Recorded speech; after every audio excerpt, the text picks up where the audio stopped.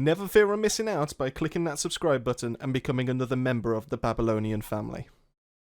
And when I get that feeling, I need a gun that deals healing. I need to get that feeling.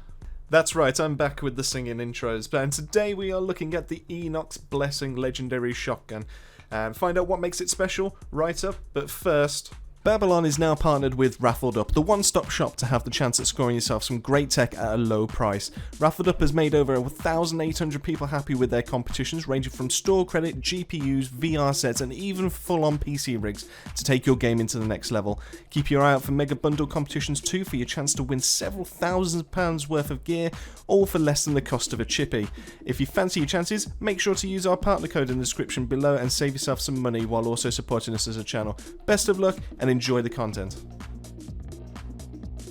So let me know in the comment section if the singing is a bit too much, but I thought, you know what, I'm going to have a bit of fun with this. I've been having fun this whole series, just bringing these videos to you, and I just fancy having just a laugh with it and just trying out these songs, and maybe for the rest of the legendary guides I might even try that. But hey ho, you're not here to hear me monologue about that, you're here to hear me monologue about this legendary gun, and that is the Enoch's Blessing pump action shotgun. That is a standard variant. Now what makes this special? Well, the tier 3 mod Life and Death, it makes killing shots create a blast that restores 33% of max health to players, and that affects every single player that's within that blast radius when this goes off. Now I honestly had such a good time with this with the Technomancer. I was genuinely surprised as to how well and effective I could get this to work.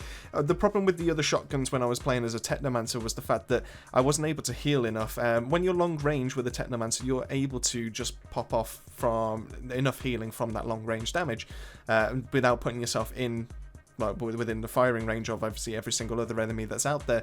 But the fact that you can get up close, you can use this to be able to constantly heal yourself. And it was fun. It allowed me to have a little bit of fun with the guns, and to be fair, it might be a good idea that if I have ever come across any kind of like shotguns or any kind of close range build that I need to do as a Technomancer, I might actually have to put this tier 3 mod on, because that would allow me to be able to just consistently keep myself going and not have to worry about seeing that game over screen. So standard stuff. So this comes with a clip size of 6 because this is a standard variant, not a breach variant. It has an RPM of 68, which is slow across the whole game of things and the whole spectrum, but is pretty decent for a shotgun. The damage is a nice 30,994 at an 82.1k firepower build, so obviously it can go a bit higher than that. The reload is 2.1 seconds, that's to be able to reload the full mag, and the crit multiplier is 125%. Would not recommend Embalmer's Rage on this, just purely down to that, but obviously the crit multiplier is there, it's quite nice. It does roll with an additional 30% crit damage and 10% close range damage, which is really nice, and for the first time ever, it rolls with, like, I honestly can't stress how good this is. The healing received is an additional 18%, and the fact that I can receive that on top of the 33% of max health that I was going to receive, it just keeps you topped up throughout, and it's brilliant. And because you're a Technomancer, because you're able to deal damage over time with your blighted rounds, you're constantly being healed from that as well. You should not theoretically be able to ever go down as a Technomancer in close range if you have this and you're within that blast when it goes off. Now the blast does refresh every single 3 seconds, so it's not like it's a constant and you're just having chains going off everywhere, and you basically become invincible. And the other downside is the fact that the blast happens from the enemy that you kill, so it doesn't happen on yourself. You have to be close range with this, and you have to be close to the enemy that you've just killed to be able to get the effectiveness. Now the blast is quite large, don't get me wrong, but it's not large enough to play within like the realms of where a Technomancer should actually be. So it's nice as a little backup to be able to keep yourself going if you are struggling for that health. But yeah, I wouldn't recommend this technically for a Technomancer, but it's still a nice mod, just as like a survivability kind of aspect rather than an actual killing potential. Now I get it, the practicality of having a tier 3 mod that doesn't deal extra damage or doesn't deal extra status or anything along the sorts, it just purely increases survivability. Why would you want to use this? Now if you were playing a team base and you're all playing close range, this could be a bit like a game changer to be able to run through those higher tiers in case you are struggling a little bit. Obviously you do need to get killing shots rather than critical shots, so you will struggle a little bit. So as long as you're dealing some kind of damage and you're getting those killing shots over your teammates and they're all stood within nearby, you'll all get the nice chunky 33% of health on top of that. And because you're wielding this gun, you'll also receive a little bit extra as well. There are armor pieces out there that be able to increase the healing you receive, and obviously the Technomancer has an ability to be able to use a healing wave. So technically, with this gun or this mod, you could go around as some kind of combat medic. As a Technomancer, there is even a possibility that, I'm not saying this is the best way to go, but you could put this onto another gun when you've got like a Devastator or a Trickster that's kind of on the squishy side, but they have to play up close. You could then use this to be able to put the finishing blows in on those enemies, and they will get a nice little chunk of their health back, on top of the fact that an enemy has just died within them, so they get extra armor and health, or they get extra shield and health.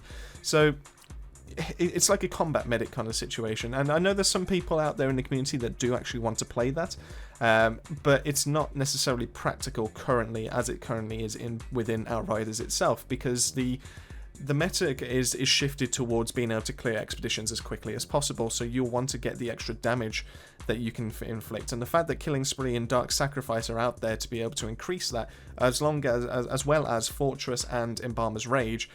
That's why those kind of like take up the top 4 mod slots when it comes to weapons, and nothing really else gets to have like a say in the matter. I hope there is some kind of like shift at some point, whether it be different expeditions come along, or maybe some raids, or maybe they just rebalance those mods. But for the time being, there's no real need for this. And as much as I love the mod, I genuinely, Life and Death is such a good mod. And it's found a special place in my heart after doing this testing. I'd love for it to find the limelight that it actually can do, and it just can't currently compete. I don't feel like the gun really makes up for the legendary side of things. Aesthetically, it is very pleasing. It is a gorgeous gun. I'd love for that kind of texture to be across pretty much every single other gun that's in this game, and I would be really, really pleased. The Tier 3 mod is pretty decent, but unfortunately it doesn't compete with the damage ones, which we need to be able to complete the expeditions as quickly as possible. But that doesn't necessarily make it a bad mod, it just means it's just not fit for purpose at the moment, at least until People Can Fly can find another way for us to run raids or run some different expeditions that aren't timed or something along those lines. This gun is pretty much directly focused at anyone that's close range, so you would be looking for Trickster or Devastator to be able to use this and use that as a way of healing themselves, along with getting themselves stuck in the thick of battle. I feel like they would be able to use this the most effective, but that doesn't mean other classes can't. Like I said, with a Technomancer, I've struggled with shotguns, but I found this one to be relatively easy just due to the fact that I was killing things so quickly and the healing was just taking effect. Now, I wouldn't take this as a Technomancer into a CT-15, but for lower ones, like if I'm doing some runs to help others get themselves up in expedition levels, or if I'm running with some other friends that just can't run 13 to 15, then maybe I'll just have a bit of a mess about with this, but that's about it, unfortunately, as a Technomancer. Pyromancers could probably still use this, but I think they would primarily be looking for ways to inflict more burn to be able to benefit from their skills. So it's like I say, it's not terrible, but the mod will probably still help them with it in case they're feeling a little bit squishy.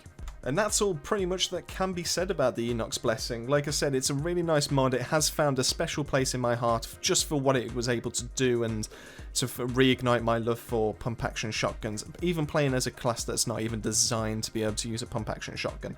So I will be keeping this around. I will be finding a way to be able to take that tier 3 mod. I'm just hoping that I can find some kind of duplicate, and I'm going to do a little bit of testing just to see if Fortress actually does affect this. Like I said, there's going to be another episode where see what Fortress can affect and what it can't affect.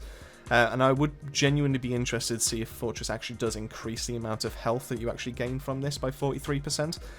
It's probably unlikely, but hey, that's the point of us testing, isn't it, as a community, to be able to find these things out. So I hope you've learned something useful. I hope you've enjoyed the gameplay that's in the background. If you have, please drop us a like and subscribe. If you've enjoyed my singing at the start of the episode, please also drop a subscribe as well, and leave a comment saying what are the songs that I should probably start doing. Or if you really hate it that much, just leave me a comment saying how much you don't like my singing. I won't take that to heart, I promise. Maybe a little.